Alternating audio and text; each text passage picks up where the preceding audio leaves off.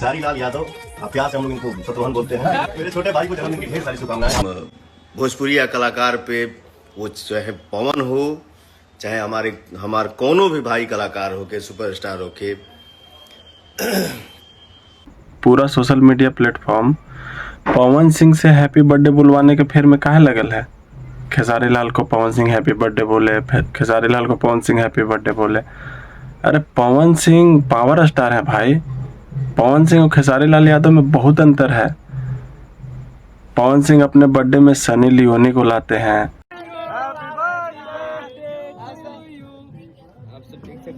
Love you भैया,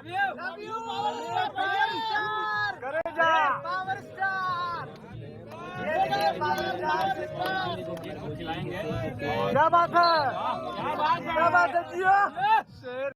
खेसारी लाल यादव अपने birthday में गरीबों को साड़ी, कपड़ा, रोटी देते हैं।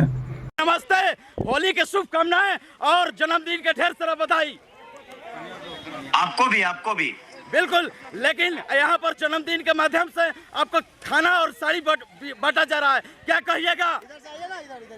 बस यही तो एक शुभकामना है अपने भाइयों के लिए। इस पर बड़ा अपडेट यानी खेसारी लाल यादव वीडियो कॉल पर बातचीत करते हुए हमारा साथ यानी 15 तारीख के जन्मदिन के माध्यम से ये साड़ी वितरण किया जा रहा है। भाई आइए, बहुत फर्क है पवन सिंह और खेसारी लाल यादव में।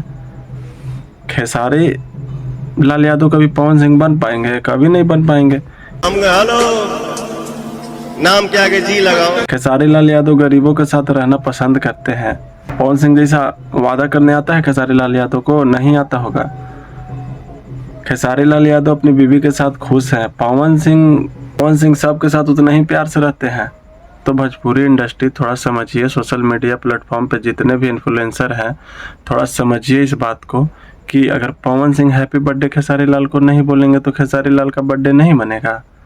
एक का बात हो गया, पवन सिंह बोले हैप्पी बर्थडे, पवन सिंह बोले हैप्पी बर्थडे।